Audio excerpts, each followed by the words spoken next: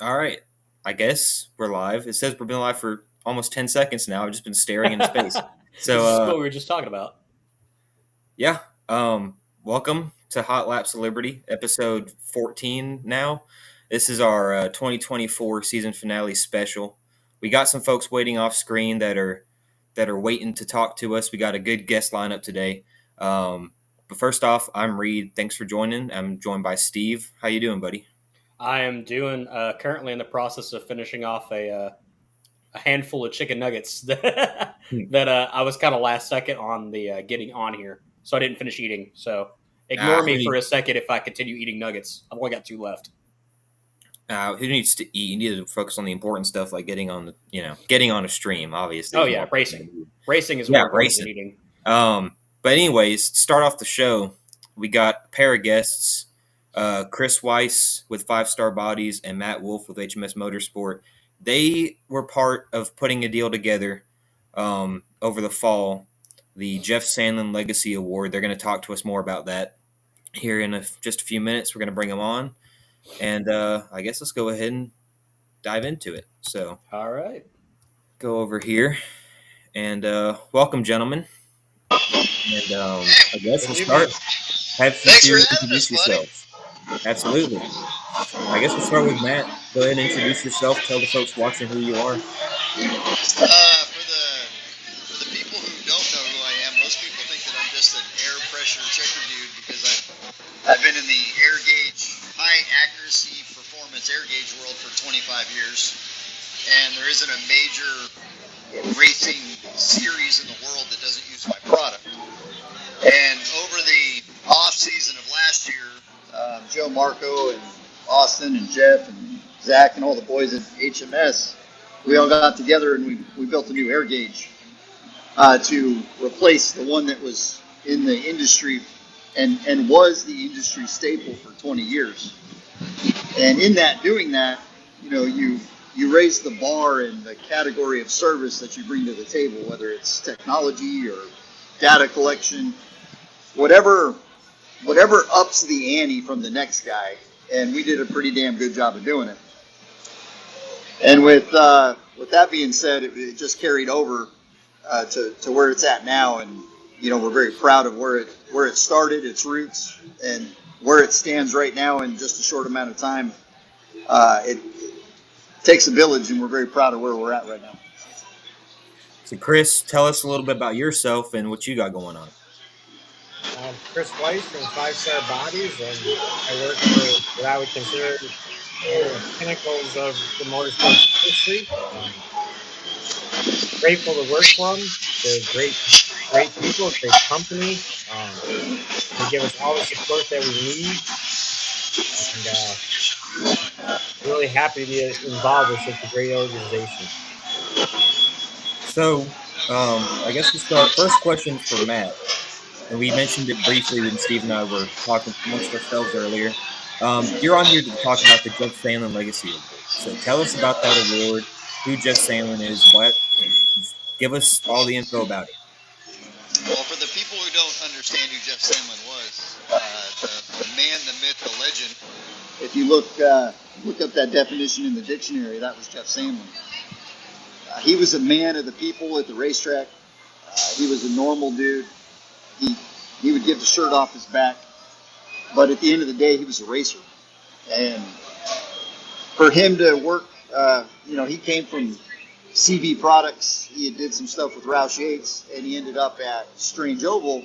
And he basically took the Strange Oval product and made it what it was. That man would take axles out of other people's trailers to make your race car go fast. It didn't matter what badge you had on your car, what car number you had, what manufacturer affiliate was. If you went to that man, he was going to help you go faster. He was going to help you be better, and he was going to help you win races. But what that man did off the racetrack was even more impressive, with friends, family, football, fishing, and his contributions to not only the sales, service, technical support, but what he did off the racetrack really made us all want to be better people just by being around him. And when we lost him in July, that was a void. I mean, you can't replace a dude like that. So all of us at his funeral, I was privileged enough to give his eulogy. And after the eulogy was over, we said, man, we need to carry this guy's legacy. And the only way to really do that is at the Derby and with an award. But the award has to represent vendors. The award has to represent the industry that man put his heart and soul into. And we need to make a category for the vendors so the vendors can now be appreciated and have something to strive for every year other than just, hey, here's my sales numbers and I made a goal. So, Steve, you got the next question? Yeah, so this one is for Chris. So you are the very first winner of this award. And, you know, how does that feel being recognized within the industry as the very first winner of this award? It's hard to even put it into words. I mean, but first and foremost, I work for a great company that supports me to be out at the racetrack. But if I didn't have the support of my family, more importantly, my wife, I mean, I've missed a lot of things with our family and our kids because I can't pick dates of when events happen, you know. I mean, I've missed funerals, good sporting events, my daughter's homecoming. There's a lot of sacrifice that goes into it. And then you still have to maintain your household. And, I mean, we're pretty much a 50-50 household. We both, you know, we share the daily routine, you know, and I'm not there, and she's got to maintain it. I mean, so without her and her support, I mean, it couldn't have happened. But to be the first I don't even know how to put it into words. It really hit me at PRI, and I talked to Reed a little bit in the one morning, and I said, standing here, and you have thousands of vendors, and they all could have been the recipient, and I'm the one. I don't know how that happened, but it did, and it's overwhelming, kind of, and very humbling, and I hope I can carry on Jeff's legacy however. So for Matt, how is this going to get carried on? What are some plans for the future? How is this going to get built up? So the original concept of this award was to create an industry standard, almost like the Oscars for Hollywood, to where vendors strive to be better. The problem in the racing world is the vendors never get enough credit. The racer forgets a part, they break the part, they expect the vendor to give it to them for free, give it to them for cheap, give it to them for free shipping, but I need it now, I need it yesterday, I need it immediately. And unfortunately, sometimes the vendor is not prepared for that. And the vendor gets a bad rap sometimes, not because of bad customer service, but there's just not enough time in the day to be able to service every client and make every client happy. Because racers, again, they want everything now, they want it yesterday, they want it for free, or they want it cheap. So in this case where Jeff stepped to the plate he was never going to give you anything for free, but he was going to give you customer service. And everybody in the industry knew that. So we all kind of strive to be a Jeff Sandlin type of a person, myself included. And when you can provide that level of customer service, that needs to be recognized. And unfortunately, for the people who do that level of customer service, there's not enough recognition for that because they get categorized in the same category of every other vendor. And none of them get the limelight. Even when you go above and beyond, you still come up short. And this award needs to highlight all of the vendors, not just an individual or a company, but everybody that supports this sport and makes it go around in circles. It now creates something to strive for other than a budget, a sales number, or increasing the value of your company. So this next question is for Chris. So Matt was just talking about, you know, what it took in his mind to get recognition for that award. for you, what do you think you did that stood out for you to be selected for this award? I mean, it's sports relationship driven, right? Like, we're all a big family at the end of the day. I mean, competitors help competitors, vendors help other vendors. I mean, it's all about relationships. But going back to Matt's comment, I mean, it was Christmas evening.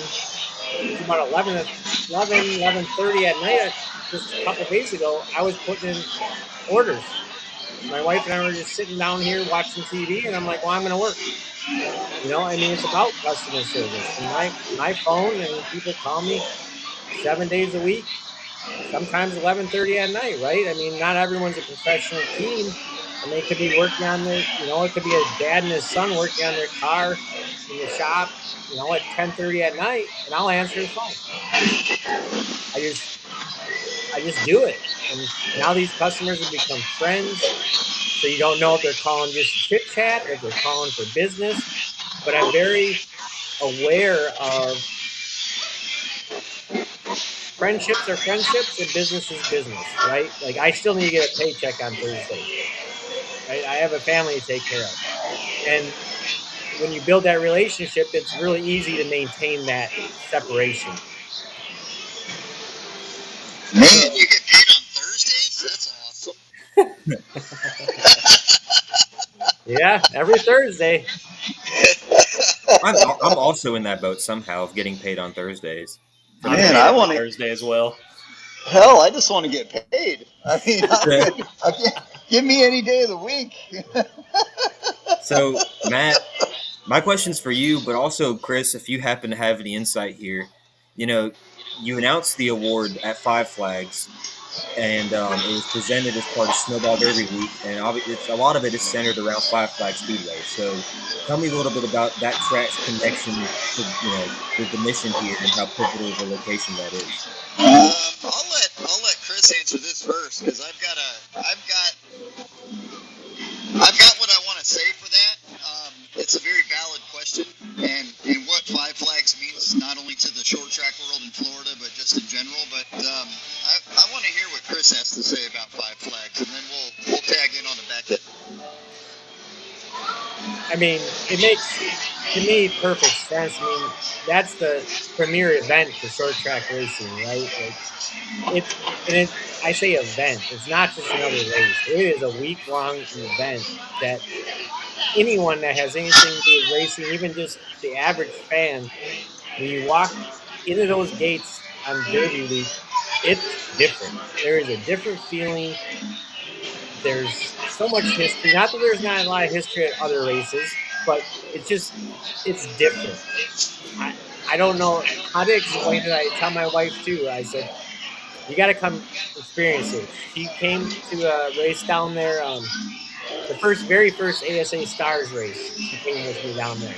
I said, and she thought it was awesome. And I'm like, you got to come Derby Week. It's different. Like, the minute you walk on it, it's amazing, right? Like, the Bryan family has done a fantastic job of growing that event, and there's nothing like it. I'm gonna second all of that.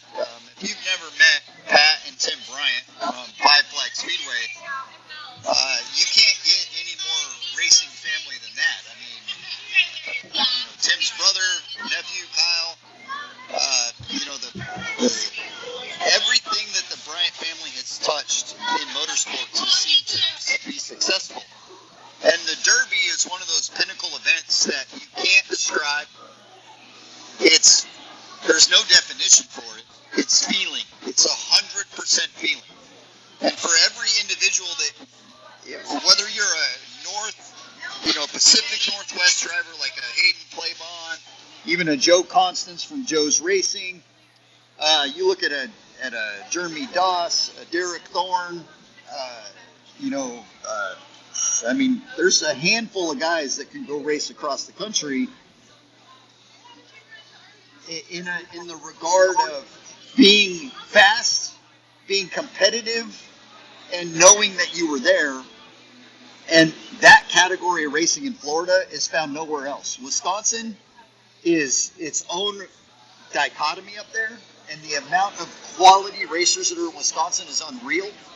But when you come to Florida and you race Five Flags, it's a total different feel. It's even for the Blizzard and the Snowflake races, the Alan Turner deal. When you come to Five Flags and you run those 4 races and then you show up for the Derby, you are racing against the best of the best. And for us to showcase this award at the Derby, that means you're the best of the best vendor at the best of the best race with the best of the best drivers. And you have that trifecta, you can't beat it. So us moving forward doing this at the Derby, it's not even a question. It's we're doing it. And to add to that, yet the Derby is the premier event, but Steve also wanted to ask something about another premier event where the award is very much a factor, and that was PRI. So what would you want to ask about that, Steve? So PRI is always a huge deal. I mean, you've got everybody and their brother there, the vendors, everything. Chris, how did it feel having all those other vendors come up and congratulate you? Because that is the biggest of the big when it comes to motorsports. What's the word I'm looking for? Exhibits. It was overwhelming. I mean, the amount of people that paid attention to the award as far as it was given the week prior at the Derby, and then took time out of their day to come congratulate me. Some did at the Derby, and then they came back at PRI and congratulated me. It was just overwhelming how people reacted to the award, that they knew the industry needed it and respected it, I guess, and respect the effort and sacrifices that I put in. It was very humbling there. It's hard to put into words. So, getting down to the last couple of questions here. This one's from Matt.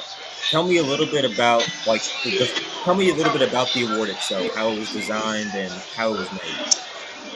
So you look at the best trophy makers in the world, and this is no offense to any of them, but they all kind of follow the same pattern: metal, wood, laser engraved, some type of custom fabrication, some type of special coating, painting, whatever.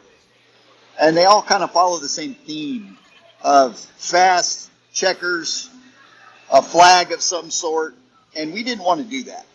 This award really needed to encompass Jeff, but it also needed to be something so completely different that it set it apart from everything else. So, about an hour from me is Lexington Glassworks, and we decided to go with hand-blown glass because it's different. And it also represents what it takes to build. It takes 4 days to make this trophy.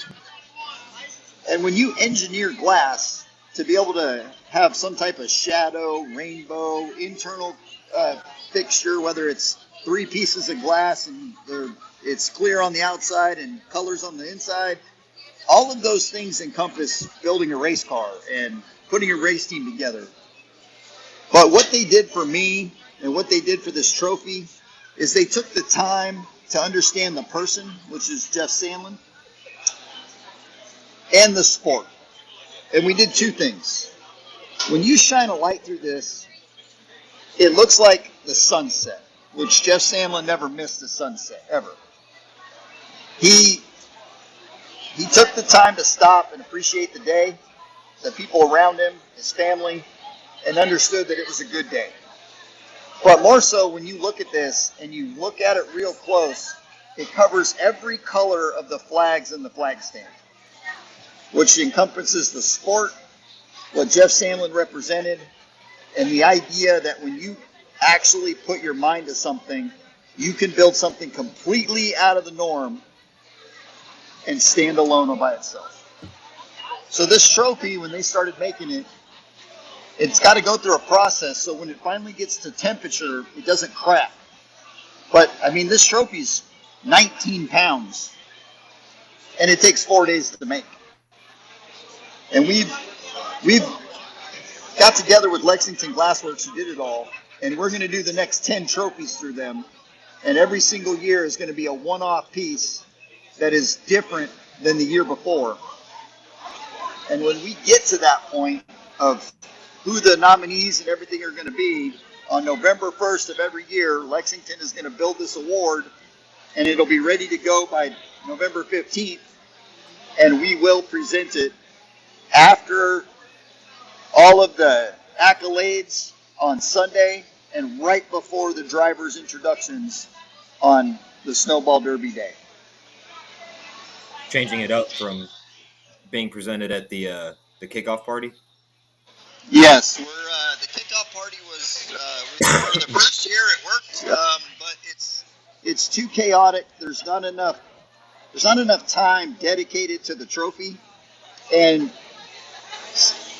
the Derby being Jeff's favorite race, it's only fitting that we give it the respect that it's due. And with the limelight that you're going to get from it and the accolades that you're going to receive, it is only fitting that you showcase this right before the drivers' introductions of the biggest day in short track racing. I believe Steve had one last thing to ask, kind of just as a closing note for both of you guys.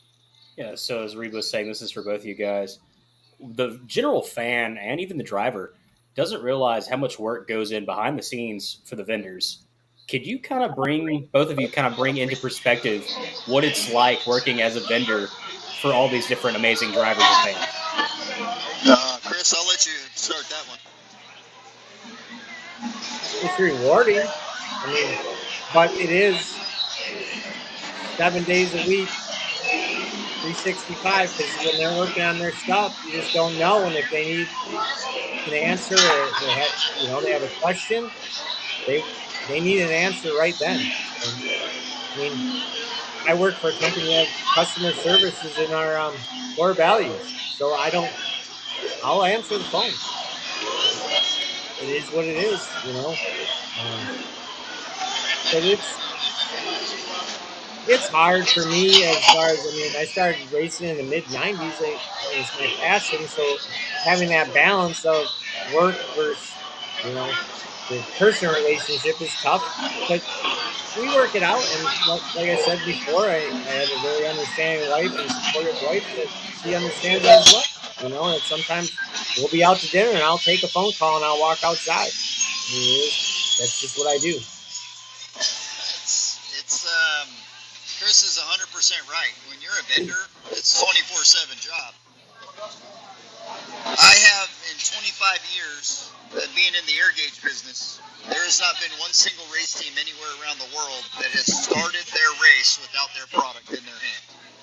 I am batting 1,000 for 25 years, and that's some people think that that's exaggerated, but I have literally taken a Greyhound bus because of snow. I have taken a flight. I have driven all night long to make sure that my customer has their gauge. And there's no extra charge for that level of customer service. It's when you provide that level, that's what they expect. And it's not that they take advantage of you when they call. It's they have a problem and they know who to call for a solution. The product can be the product, but the customer service makes the man. And that's what makes this award so special is Jeff Sandlin brought that level. And we all looked up to him as not only as an individual, but a brother and a friend. And if we can continue that legacy, then we've done our jobs as his friend, but more so, we all can be better as vendors as well. Well, that pretty much answers all we had to ask about this, and want to say thanks for coming on and talking to us about it and really, opening our eyes as to the whole process about the trophy and the award and what's the future of it's going to look like. Yeah, in the next 30 days, we're going to build a custom website for it. We're going to have all of the nominees forms, application forms, rules, regulations. All of those things will be a little bit more clear moving forward. And what's going to happen is all of the nominees will have a deadline of October 1st. We're going to pick our winner November 1st. We're going to have the trophy made, and then we're going to announce the winner Sunday. And what Chris doesn't know is as long as Corey will let him come down for Sunday, Chris gets to present the award to the 2025 winner of the Jeff Sandlin Award, and we're going to continue that trend all the way through to where the previous winner presents the award for the next winner. I'm sure I'll be good with that. Very good. Well, I appreciate you guys having us on. I respect Chris tremendously. Not only is he a good friend of mine, but the man does encompass this award, and there is nobody more deserving than him, Corey, the whole family at 5 Star. They are great people, and the nominees that were nominated this year are very stout. You can't take anything away from them either. But at the end of the day, Chris encompasses this award 100%, and it's 100% earned, and the man should stand proud. Thanks, buddy. Thank you for the kind words, Matt. I appreciate it. Anytime. Thank you both again for coming on, and looking forward to talking to you again in the future. Absolutely. Reed, thanks for having us. Thanks for having us on. Merry Christmas, Happy New Year's, and we'll see you next year, buddy. We'll see you at the track in 2025. Yes, sir. Matt. Sure. Matt. Well, I guess for just a few seconds, we're going to switch back over to me and Steve for a sec. So, having them on talking about the award, it's one thing to see it be presented, but to actually get to talk to them and hear some of the behind-the-scenes stuff about it, I thought was pretty cool. Yeah, definitely getting a little bit more insight on the award, what it means behind the whole behind-the-scenes kind of how it came about. What's up, Andrew? Got some activity in the chat for a little bit. So next up, we're going to dive into the next set of guests. We have a couple of, I'm just going to say short track racers because they do it both. They've done dirt, asphalt. So we got Casey Clark and we have Jaxon Bishop. Switch on over to the screen. And welcome, guys. What's up? Can you hear me? Yeah, we can hear you. We got you. Loud and clear from the Tulsa parking lot. Yeah. Out here in the expo, just hanging out, waiting to go eat some panda.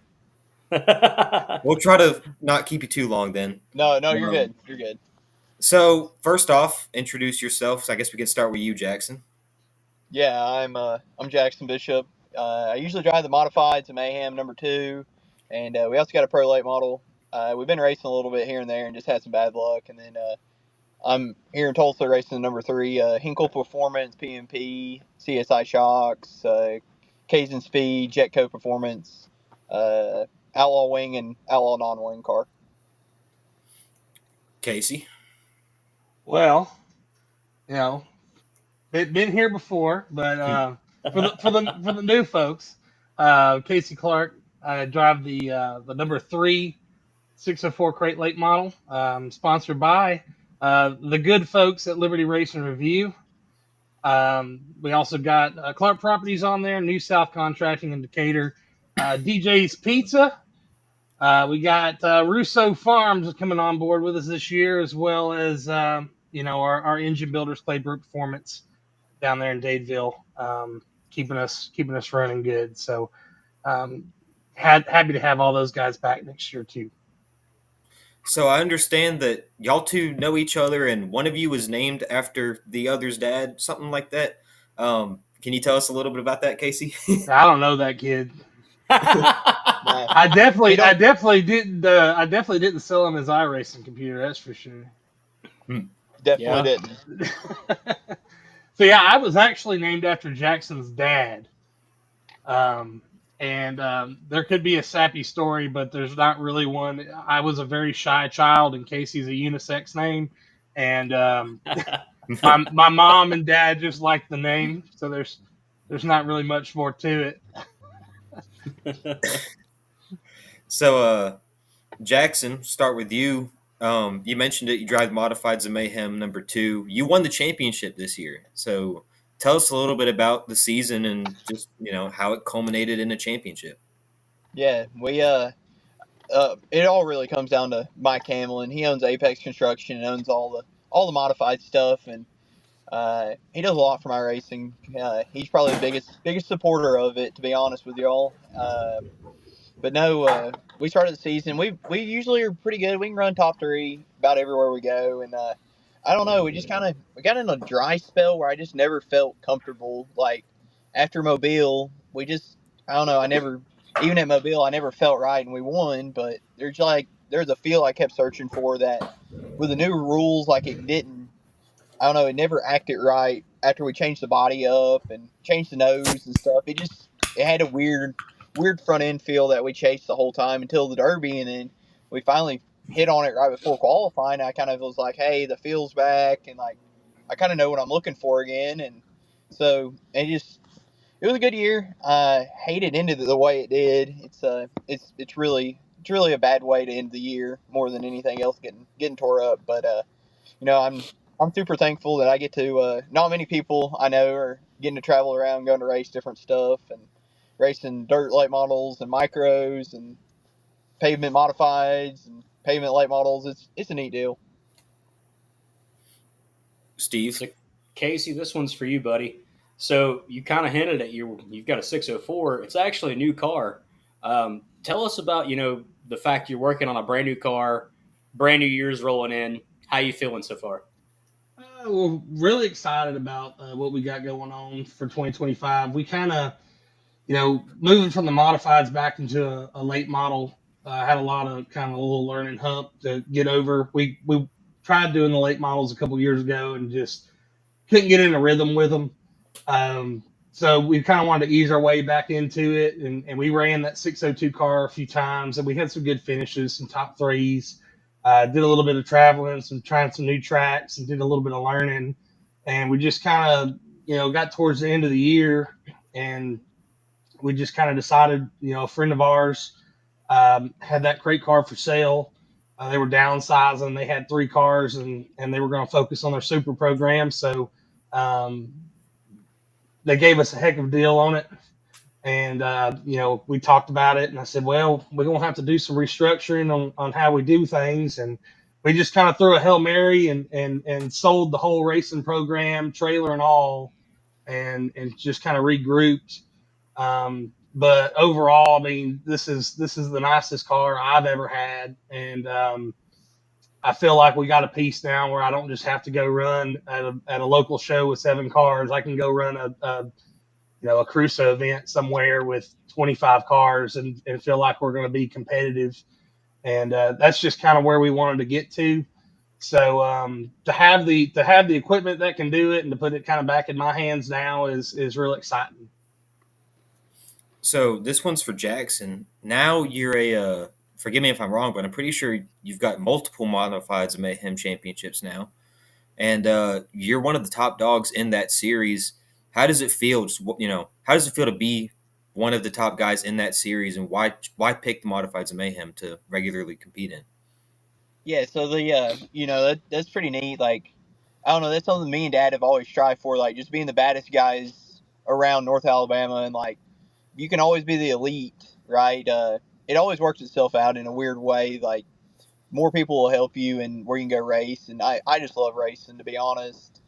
The main thing is about the Modifieds Mayhem deal is like, I just love those cars. There's just something to them. They got a bunch of motor, no tire. You can hustle them around and make them do stuff that like you couldn't make a crate car or crate late model do. So I don't know. I just enjoy it, and I enjoy Stan and Lewis and all those guys that run the series, and it's pretty neat winning 2 championships and getting to add something kind of like a little bit of history, right? I mean, we're all chasing Cody when Cody's there, right? So anytime you can get a little bit better, and just they always help push us to the next level more than anything else. So, Casey, this question's for you. You just underwent a fairly large move. You're now in Tennessee, moving from Alabama. Not really a large move, but a different location. How is that working out with all the racing stuff? Well, Was it difficult to move everything? Well, so my race car stuff's still over at my parents' house. So I kind of got lucky that we only moved about 20 minutes away from them. Where I can see, if I walk out to my backyard, I can see Alabama. I'm not that far. So I didn't have to move any of that stuff, and And quite frankly, I probably never will be able to because we live in an HOA, and I don't think they'd like that too much. Hmm. Nah. But the job change and the move and everything that I had here in the last 2 or 3 months, it just came at the right time for us because we were able to do it at the end of the year when there wasn't much going on, and like we were talking about before, getting the new car, and we still are our trailers being put together right now, so we haven't got our new trailer to us yet. So it was a good time to make that kind of swap. But as far as what that's going to do for me, I mean, it's going to be the same. It's just going to be about 15 more minutes of a drive. So Jaxon, you kind of touched on it earlier. The Modifieds isn't the only asphalt car that you run. You got a Pro Late model. You ran it, here lately. What else is there that you maybe got planned for the future aside from the Modifieds? Let's talking asphalt. Yeah, talking asphalt, I really like that Roger Dabbs deal. We got a Seneca and we got some good help with it, and we're tied in with some really good people now, and we really want to do the Roger Dabbs or do Nashville. I don't know if I'm like cursed at Montgomery or something, but every time I'm at that place, I get my stuff tore up or it's like destroyed, or I make a wrong decision, and like I don't know, the late model deal's neat, and I don't know, it's like the closest level you can be to being in super, right? So I don't know, that's the end goal, is to always try to be a super late model racer. So if I could ever get to that goal, it'd be pretty neat. So I think I have to go the late model route. So Casey, I know me and you have talked about this between ourselves, but being in a different location, is there some new tracks you want to check out in 2025? Well, I mean, we're always wanting to do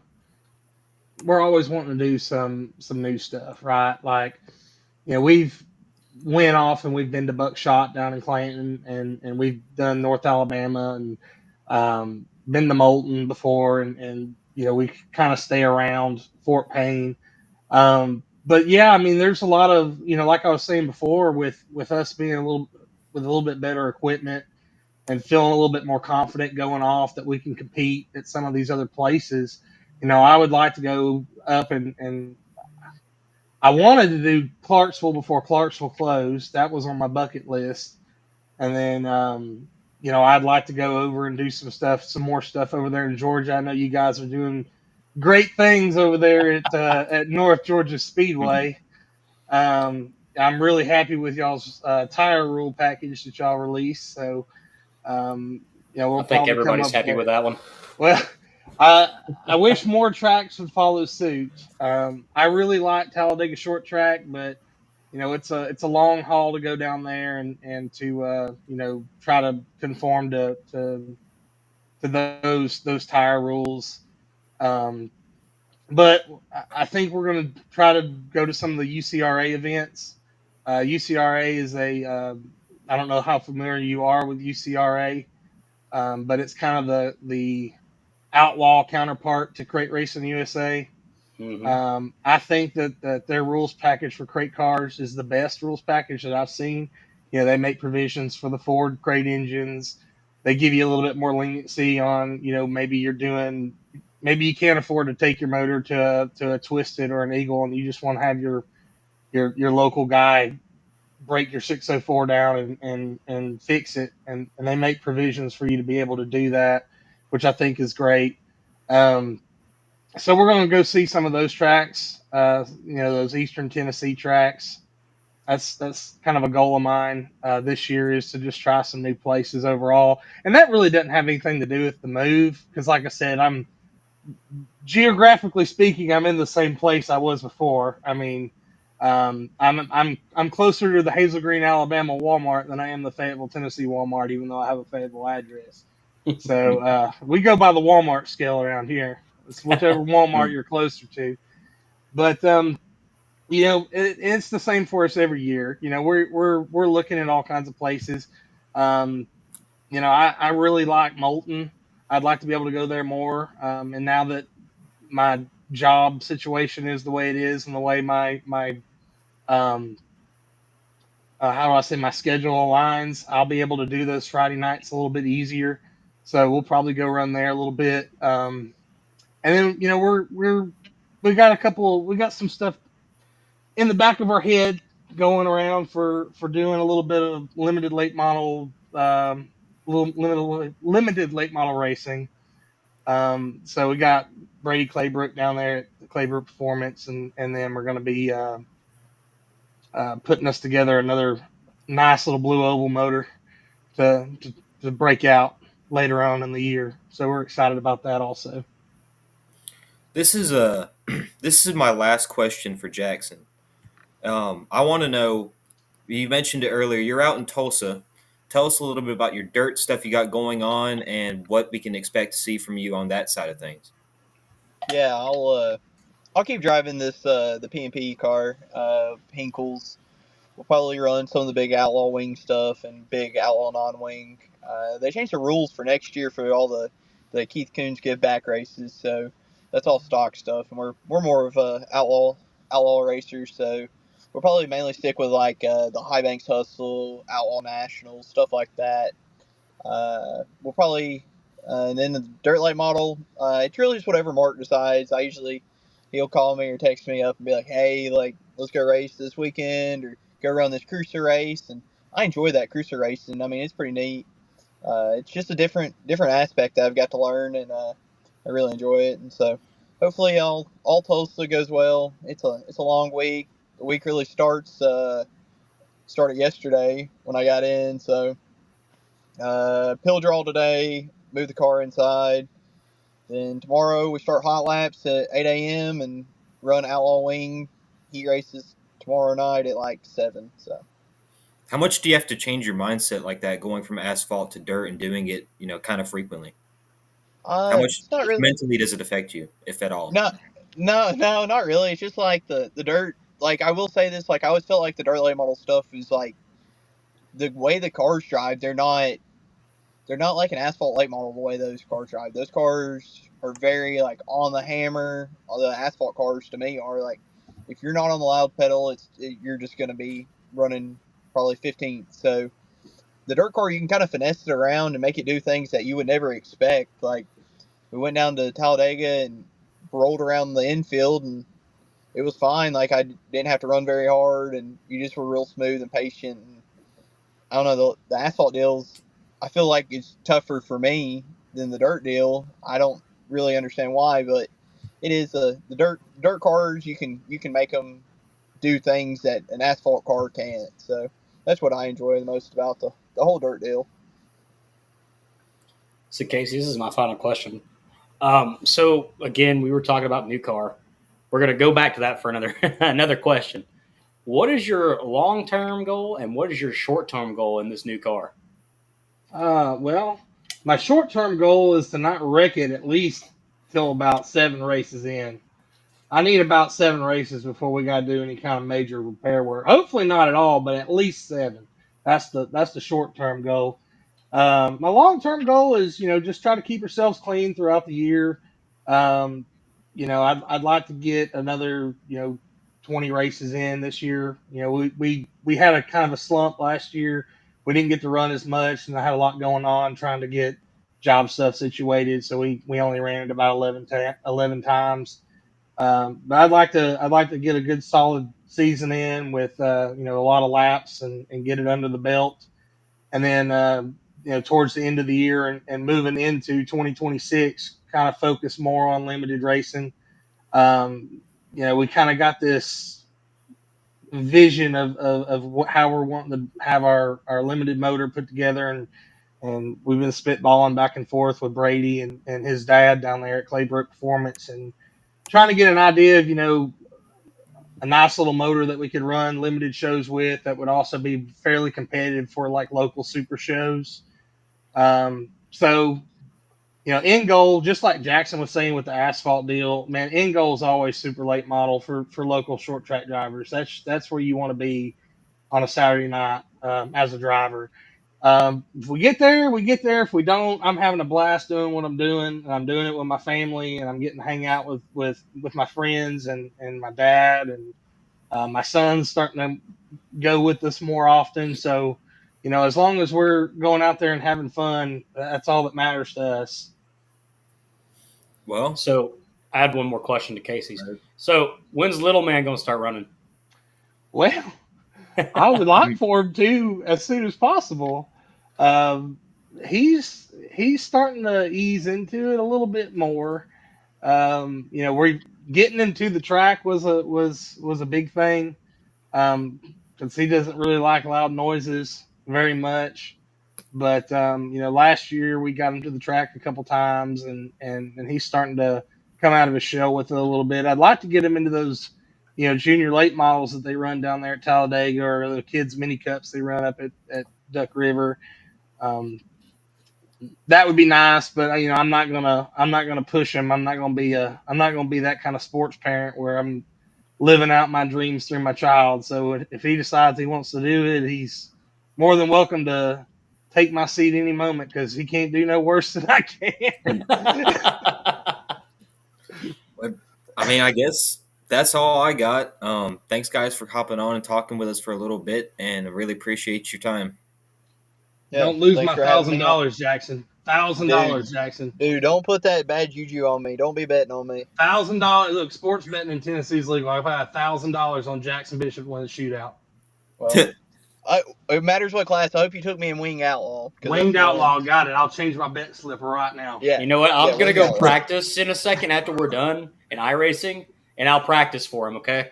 All right. Perfect. Hey. Perfect.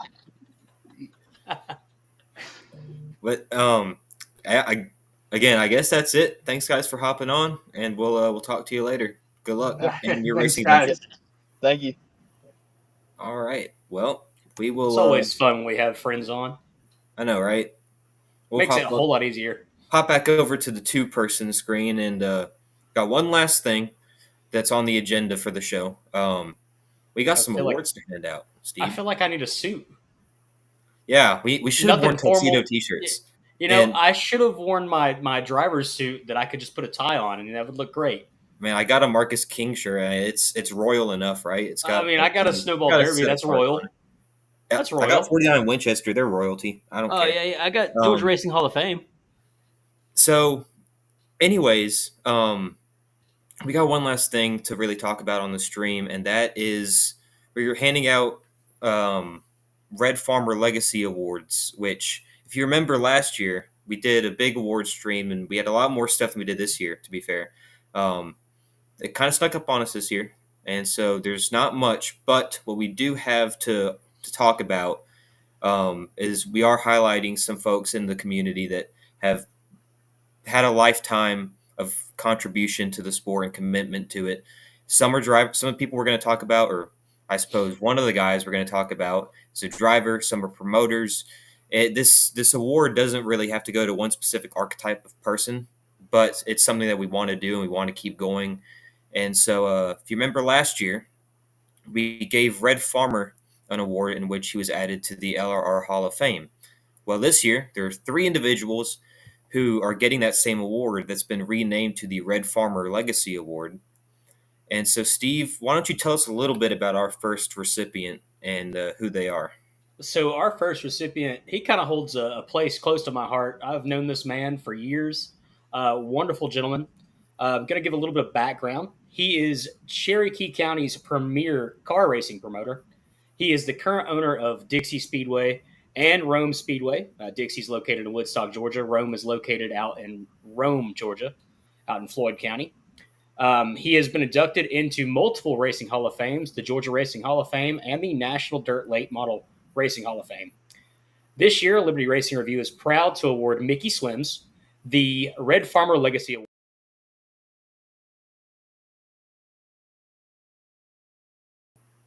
Sorry, I completely forgot that it cuts off audio when I show the award. It's all good. I just kind of stopped you halfway through your spiel. Go on. I'm sorry. It's all good. We forgot. Okay, where was I at? Okay, so he is being awarded the Red Farmer Legacy Award, as well as the award. He is going to be added to the Liberty Racing Review Hall of Fame. So congratulations, Mr. Mickey Swims. I have spoken to Marla, and hopefully we can get that award to you as quickly as possible. Yep. Got the certificates right here. So what Awesome. what I'm got the box right here. So what I'm gonna do is, the image that's getting pulled up on screen, we're getting that into a certificate. You're gonna get it. Give it to the award winners here soon. Give it to their families. Can we As pull soon that as up we one more can. time? What was that? I'm sorry. Can we pull that up one more time so Yeah, everybody that's what can I see was it one about to more do. Once I stop, once we're not talking, once it doesn't get cut off. But yeah, gonna get all these to the recipients and their families pretty soon. But anyways, let's pull up Mickey Swims.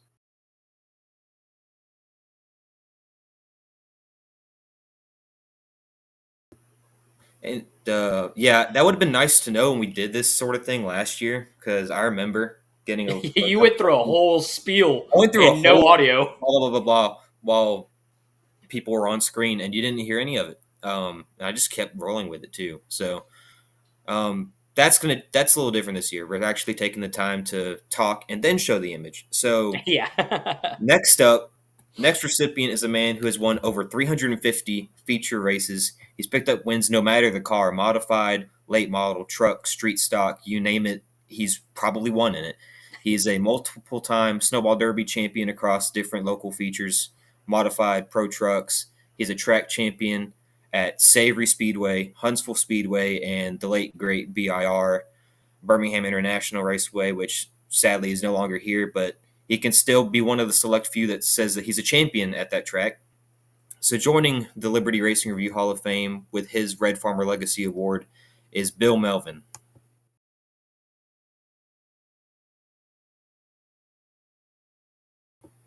And Bill still races. You can see him at, say, Reed Montgomery. He's at the track a lot still. And he's somebody that I see a lot. He's still contributing to the sport. He's done it for a while. He retired at one point and then came back, and he's still going strong at it. And so he's somebody who exemplifies the Red Farmer legacy of just, they're still contributing even in their older years. They're still loving the sport, and I love to see it personally. So we'll get that to Mr. Melvin here shortly, the certificate. Probably going to end up seeing him at the Pioneers banquet, if I had to guess. Sunday, correct? That Montgomery's up this upcoming Sunday. I have to check for the Pioneers, but probably going to get that to him or his family, Charlie or Brooke, somebody here soon. And so we got one more recipient. Steve, tell us a little bit about him. This man honestly doesn't need an introduction, especially if you're familiar with North Georgia. All I'm going to say is Blair the Siren. This man has shaped a lot of the racing community here in North Georgia and Dawson County, Georgia in particular. The owner of the pool room, the inventor of the greatest burger I've ever eaten in my life. He's a longtime owner of the pool room. He's been involved with Dawson County history and Dawsonville history since basically the founding of the Georgia Racing Hall of Fame. He doesn't need an introduction, but I'm going to have to give it to him anyways. That is Mr. Gordon Perkle.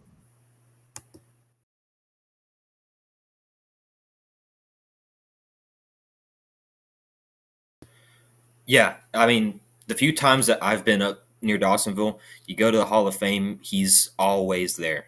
Always in a recliner sitting there. Last time I was in there, it was, "Hi, Steve." Or when we went, "Hey, Steve." Yeah. I mean, he's probably one of the nicest individuals you ever meet. He's very soft-spoken. He doesn't say much. Very humble man. And he's done a lot to contribute to motorsports in North Georgia. He's on the board. He's done all kinds of things outside of racing, just within the community. All around an amazing man. And I'm glad to add him to the Liberty Racing Review Hall of Fame. And I'm honored to give him the this is technically the fourth Red Farmer Legacy Award that we've handed out. Yeah. So what we're gonna do is last year it was just kind of we added Red Farmer to the Hall of Fame just kind of as a start, right? Well, this year has started the trend of adding 3 recipients who get the Red Farmer Legacy Award and join the LRR Hall of Fame as a result. And the I don't want to say requirements. I don't feel like that's the right word, but the the general idea is that these are folks that have spent a lifetime contributing to the sport, and they're still contributing to the sport in some way, shape, or form. And they've just poured their heart and soul into it for their entire life. And I think these three individuals fit that description pretty well. So, yeah, everybody, welcome Bill Melvin, Gordon Perkle, and Mickey Swims to the Liberty Racing Review Hall of Fame. And with that, I think we're done, Steve. Anything you got to add?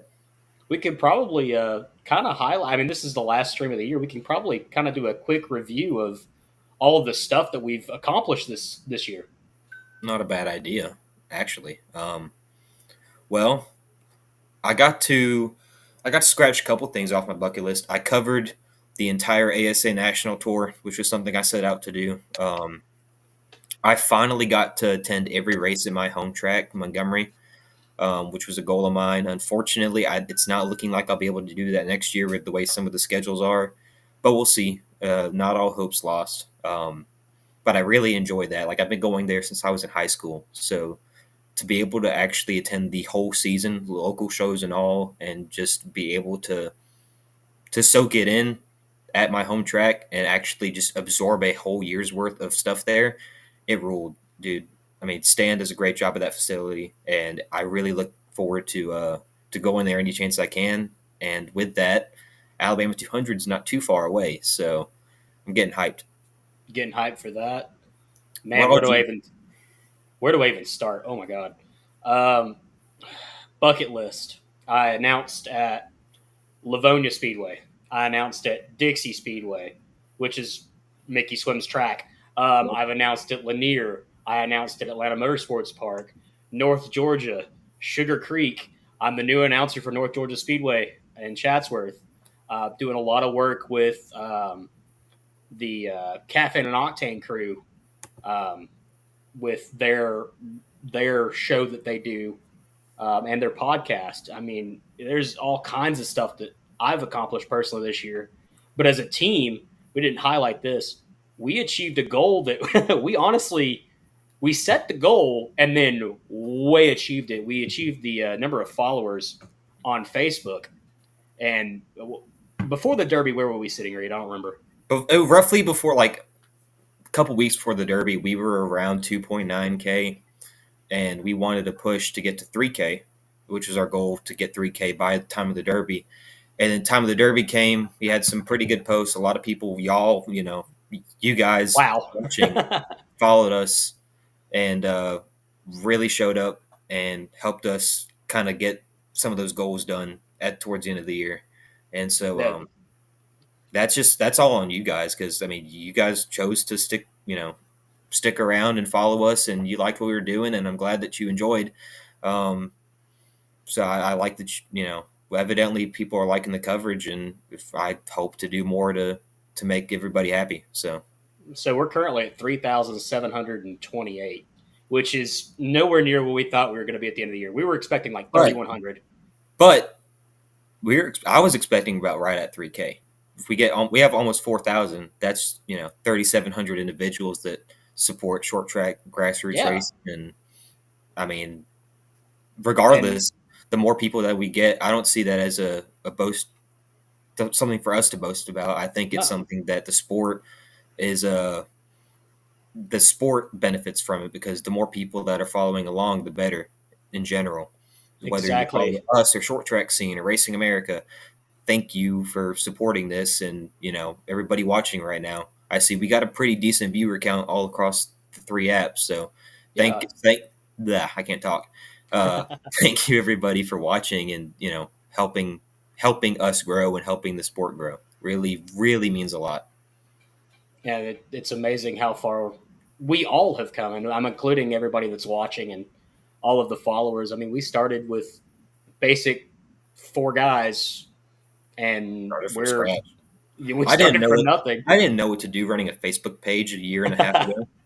I didn't know what to do when it came to the media side, really. We just kind of winged it until we got good at it.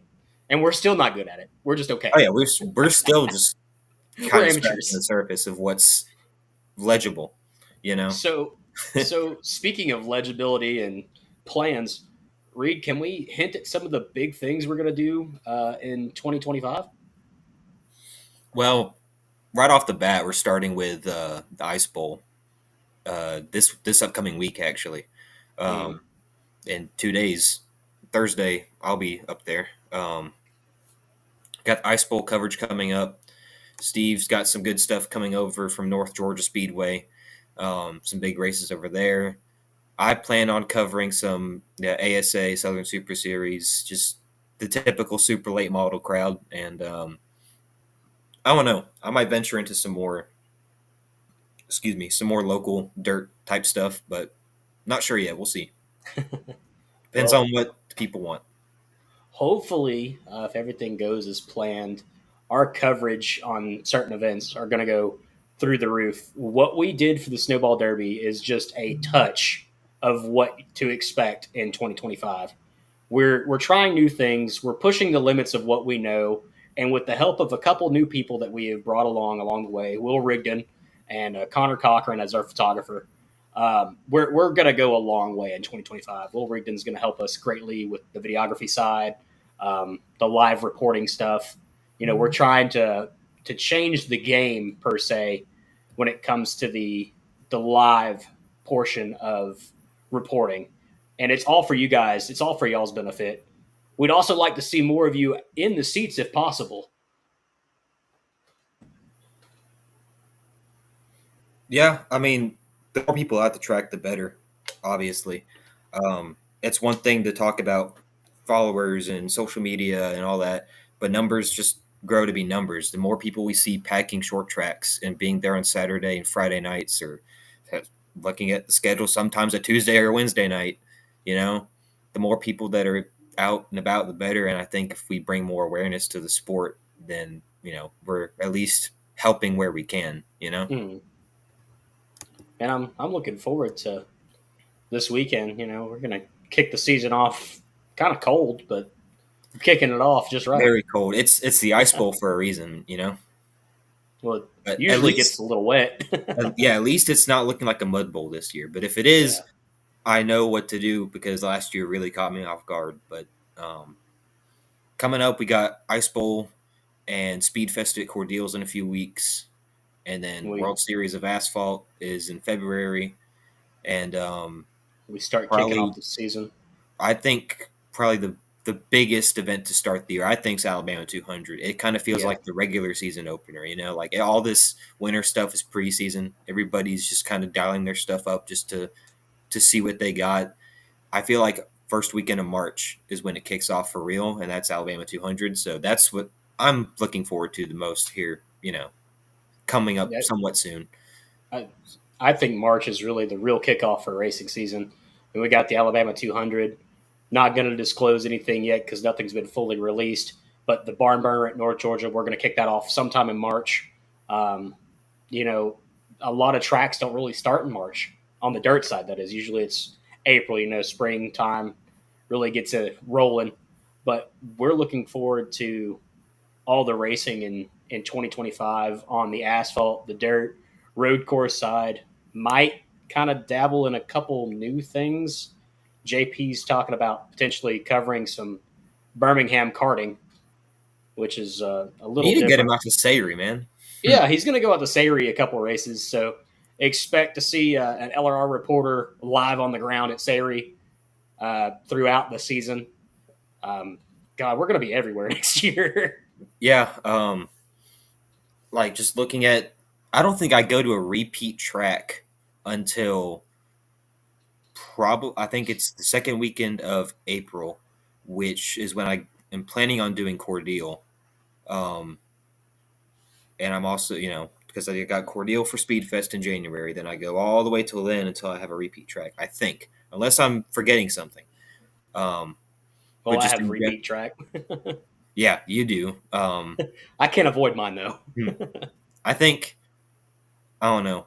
Obviously, I'm looking forward to the Alabama 200 the most, I think, just from an event standpoint. But across the board, especially the month of March for me, you got Alabama 200 and the Rattler and the ASA opener and ARCA East opener at Five Flags. And there's just a bunch of stuff, man. I'm hyped. yeah, it's going to be a great 2025 season, and I look forward to working with you all throughout the year and all the other guys at LRR. Looking forward to the ride with the followers. Um, one of my personal goals is to move our Twitter up a little bit.